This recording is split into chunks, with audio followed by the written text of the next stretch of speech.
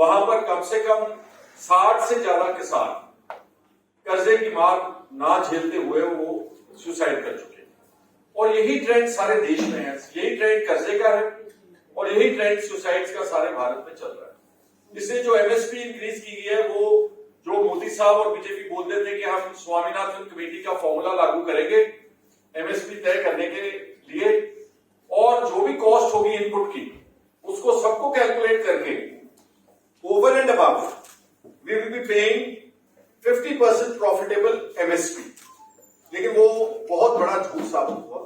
अगर आप आज की बात कर ले तो जो पैडी की कीमत है, अगर स्वामीनाथन कमेटी की रिपोर्ट से पैडी और वीट की आप गेहूं की बात करें तो इनकी कीमत आज कम से कम 4-4 हजार रुपए क्विंटल से ज्यादा होनी चाहिए, लेकिन उससे आधी है सिर्फ। इसलिए बीजेपी का पर्दाफाश हुआ इस बात के ऊपर। और सबसे बुरी बात है कि इतना बड़ा आंदोलन हुआ किसानों का, 600 से 700 किसान अनफॉर्चुनेटली उनकी मौत हो गई दिल्ली के बाहर बैठते हुए। उन्होंने जब आंदोलन खत्म किया तो बीजेपी ने प्रॉमिस किया था कि हम आपको एमएसपी गारंटीड लॉ देंगे। अब 1 साल के बाद उस गारंटीड लॉ से भी भाग रहे हैं। और जो कमेटी बनाई है एमएसपी के लिए 26 मेंबर, उसमें सारे it is non representative in character. उसमें सारे या तो वो किसान ऑर्गेनाइजेशन जो पहले ही प्रो बीजेपी हैं, जो आंदोलन के वक्त भी किसानों के साथ नहीं खड़ी थी, बीजेपी सरकार के साथ खड़ी थी, या उसमें बहुत सारे अफसर हैं। उसका जो चेयरमैन है वही टेक्निकली एरोनियस है, एक आईएएस अफसर, रिटायर्ड एग्रीकल्चर सेक्रेटरी, जिसको खेती के बारे में, मजदूरों के बारे में, जमीन के बारे में कुछ इल्म नहीं है। इसलिए वो जो एमएसपी की गारंटी लॉ को लेकर के भागे हैं, उस पर भी ये हम यहाँ जो हमारा किसान सम्मेलन होगा उसके ऊपर चर्चा होगी। सिमिलरली जो केसेस दर्ज किए गए किसानों के ऊपर, almost 30,000 criminal cases were registered during 1 year of farmers education. वो आज तक बीजेपी ने उन केसेस को मुकदमों को वापस नहीं लिया। एक इलेक्ट्रिसिटी अमेंडमेंट बिल था हमारा, जो हम नहीं चाहते थे कि रेगुलेटर्स जो है वो सारे रेगुलेटर्स जो गवर्नमेंट ऑफ इंडिया स्टेट्स में जाकर के पावर सेक्टर में अपॉइंट करें, क्योंकि बीजेपी की वही कोशिश है कि पावर का सेक्टर जो है उसको भी प्राइवेटाइज किया जाए।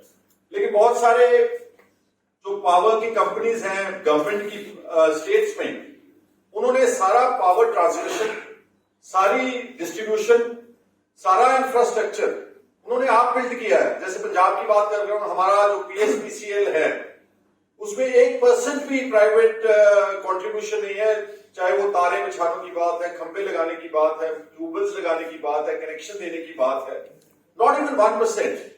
बट इलेक्ट्रिसिटी अमेंडमेंट बिल के हिसाब से जो होगा रेगुलेटर, जो पॉलिसी होगी वो केंद्र सरकार की मर्जी से बनेगी। ये ना सिर्फ हमारे हकूक के ऊपर डाका है, लेकिन ये फेडरल ढांचे को कमजोर करने की जो कोशिश है बीजेपी की, उसको भी हम उसकी निखेधी करते हैं, उसको कंडेम करते हैं। लाइकवाइज अभी हाल ही में इन्होंने फैसला लिया है कि जो सरसों सबसे ऑर्गेनिक क्रॉप है इंडिया का, उसको हम जेनेटिकली इंजीनियर करके, मतलब के मॉडिफाई करके उसका पॉइजनस वर्जन आ रहा है मस्टर्ड का इंडिया में, जिसको मान्यता दी है बीजेपी की सरकार ने। बहुत विरोध सारे देश में से किसानों ने, जो लोग धरती से जुड़े हुए हैं, जो ऑर्गेनिक फार्मिंग में और जो साफ सुथरी खेती में विश्वास रखते हैं, उन्होंने इसका कट्टर और बहुत सख्त विरोध किया। लेकिन यहां फिर बात कॉर्पोरेट सेक्टर की आती है।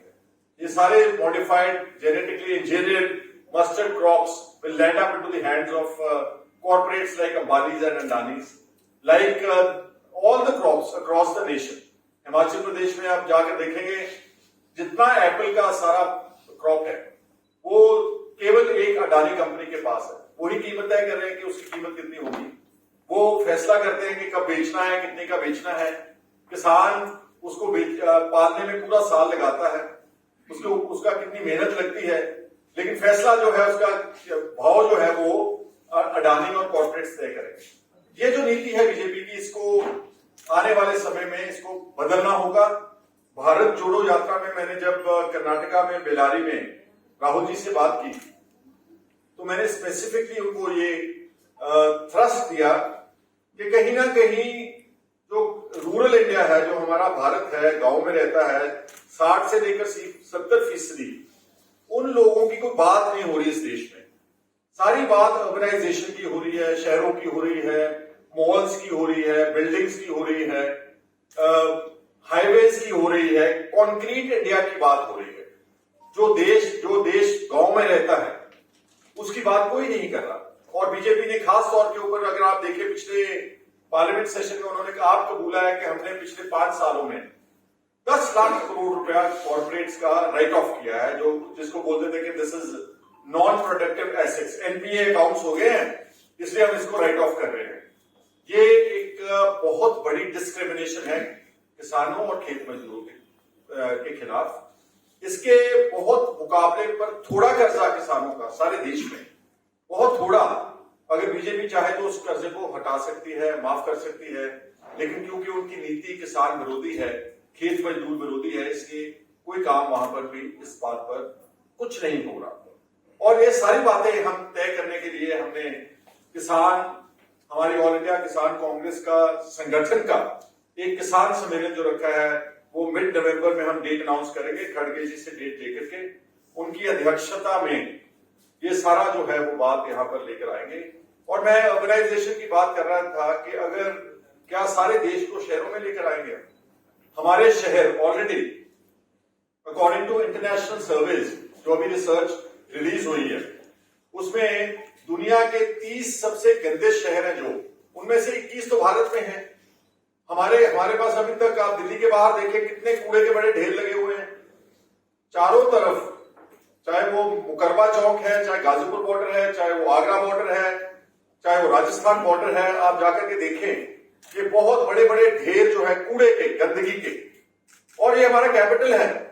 सारे देश में जो सॉलिड वेस्ट है, अभी उसका प्रावधान, उसका कोई सोल्यूशन अभी तक सरकार नहीं निकाल सकी।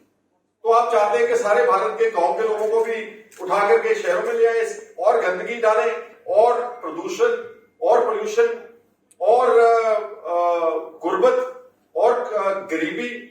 इसलिए जो हमने राहुल जी से बात की और उन्होंने प्रॉमिस किया है कि 2024 में जो हमारा मैनिफेस्टो बनेगा कांग्रेस पार्टी का, a large portion of the thrust, both economically and socially, will be given to the farmers and farm laborers of this country.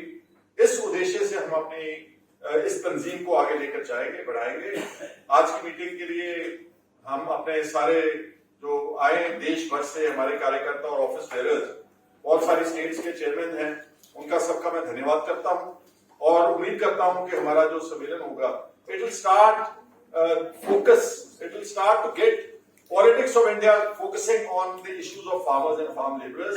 और once we are well entrenched, फिर आने वाले पार्लियामेंट के सेशन में जो ये इश्यूज मैंने उठाए हैं, जो किसानों के साथ ज्यादती हो रही है, अब आप देखें कि जो लैंड एक्विजिशन है दिल्ली में ही, ग्रेटर नोएडा में, और दूसरी तरफ मानेसर के एरिया में, जो आप एक्सप्रेस हाईवेज के लिए जमीन इकट्ठी कर रहे हैं पंजाब में, बल्कि नॉर्थ इंडिया में जो जा रहा है दिल्ली जम्मू कटरा एक्सप्रेस वे, करोड़ों रुपए पर एकड़ की जमीन, वो उसको बोलते हैं पंजाबी में कौडियों के भाव, बिल्कुल थ्रो अवे प्राइस के ऊपर बीजेपी जो है वो किसानों को मजबूर कर रही है। मानेसर में भी धरना चल रहा है और नोएडा में भी किसान जो है वो बहुत परेशान है। तो आने वाले दिनों में हम उनको भी विजिट करेंगे, उनके इश्यूज को भी हाईलाइट करेंगे और उम्मीद करता हूं कि कांग्रेस एंसुइंग पार्लियामेंट सेशन में फार्मर्स के और फार्म लेबरर्स के इश्यूज को बहुत तेजी से उठा करके इस देश के जो बहुत गिनती 60-70% गांव में रहने वाले लोग हैं, उनका समाधान जो है वो निकाला जाएगा। आप सबका आज एआईसीसी में मीडिया कवरेज के लिए आने के लिए धन्यवाद।